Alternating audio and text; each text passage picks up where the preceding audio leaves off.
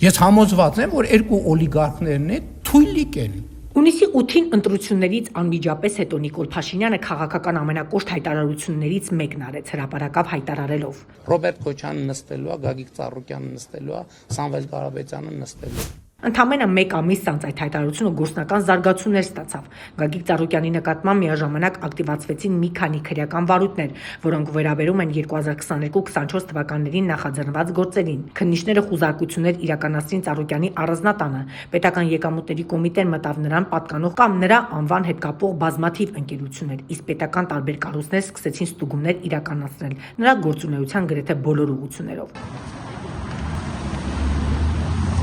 Ստեղծված իրավիճակում քաղաքական ամենամեծ հարցը ոչ թե այն է, թե ինչ հոդվածներով է մեղադրվում Գագիկ Ծառուկյանը, այլ ինչու տարիներ շարունակ ընթացող վարույթները հենց հիմա դարձան ամբողջ պետական ապարատի միաժամանակյա գործողությունների հիմք։ Այս ամենի հետևանքներն արդեն զգում են ոչ միայն Գագիկ Ծառուկյանը կամ նրա քաղաքական թիմը։ Նրա հետ կապող բիզնեսների բնականon աշխատանքը փաստացի խաթարվել է։ Բազմաթիվ օբյեկտներում աշխատանքները կանգ են առել, իսկ ըստ նրա թիմի 1000-ից ավելի աշխատակիցներ հարկադիր պարապուրդի մեջ են։ Սա այն դեպքում, երբ Նիկոլ Փաշինյանի կառավարությունը տարիներ շարունակ խոստացել է տնտեսական հեղափոխություն, ներդրումների աճ եւ բարենպաստ բիզնես միջավայր։ Այս միջավայրում ով պետք է նոր ներդրումներ անի։ Քրեական գործերի շարքում ուշագրավ էր նաև վերջին դրվագը՝ ապօրինի որսի վերաբերյալ։ Քննչական կոմիտեն հայտարարել է, որ Գագիկ Ծառուկյանին պատկանող առանձնատնից առգրավել են 190 կենդանիների եւ թռչունների խրտվիլակներ, ինչպես նաև 3 առյուծ եւ 1 վագր։ Ըստ քննչական կոմիտեի ապօրինի որսի հետևանքով շրջակա միջավայրին պատճառվել է շուրջ 30 միլիոն դրամի վնաս, իսկ կենդանիները ճանաչվել են իրեղեն ապացույց։ Միաժամանակ հայտարարվել է, որ առանձնատանը պահվող մյուս կենդանիները եւս նախատեսվում է առգրավել։ Սակայն պաշտպանության կողմը ներկայացնում է բոլորովին այլ պատկեր։ Գագիկ Ծառուկյանի խոսնակ Իվետ Ատունյանի խոսքով. Նախ եկեք սկսենք այդ տարածված հաղորդագրության բովանդակությունից եւ ձևակերպումներից, կենդանիներ են առգրավել ձևակերպումը ինքնին կարծում եմ արդեն այսպես բավականին խնդրահարույց է, ինչ վերաբերվում է մնացածին,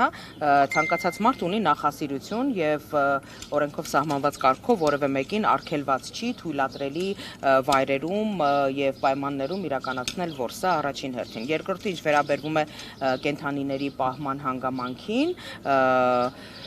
երևի առիթ ունեցել եք Հայաստանում լավագույն թերևս պայմաններն են ապահովված եղել այն կենդանիների համար, որոնք այդ վայրում պահվել են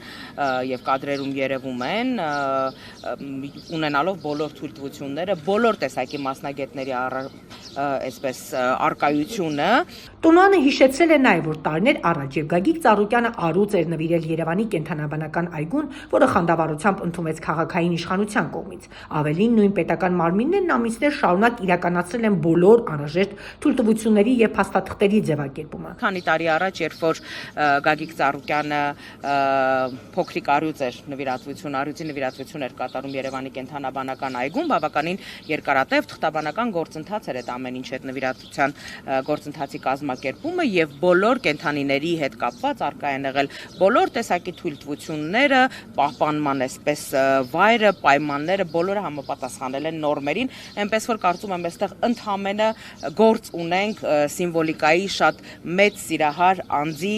անձնական վերաբերմունքի հետ։ Առանձնահատուկ քննարկման առարկա է դարձել նաև այն, որ քննիչները որպես իրեղեն ապացույց առգրավել են նաև կենդանիների խրտվիլակները, թե ինչ կապ ունեն տարիներ շարունակ պահված որսորդական խրտվիլակները փողերի լվացման, հարկերից խուսափելու կամ անգամ ապօրինի որսի մեղադրանքների հետ իրավաբանները ծիծաղելի են համարում։ Խրտվիլակներ կան, որոնց որսի համար պետությունը պարգև է տալիս, օրինակ գայլի որսի համար։ Այս պատմությունն առավել վաղուց դուրս է եկել մեկ քրեական գործի շրջանակներից։ Այն դարձել է նաև քաղաքական վստահության փորձակար, եւ երկրի ղեկավարը հրապարակայնորեն հայտարարում է, որ կոնկրետ անձը նստելու է, իսկ դրանից կարճ ժամանակ անց նրա նկատմամբ միաժամանակ հին քրեական վարույթների վրայից փոշիները մաքրվում են եւ հարկային ստուգումները եւ պետական վերահսկողության գրեթե բոլոր գործիքներն աշխատում են մեկ մարդու դեմ։ Նրանց նպատակը մեկն է՝ Ծառուկյանին ունե զրկել, արգելել զբաղվել քաղաքականությամբ։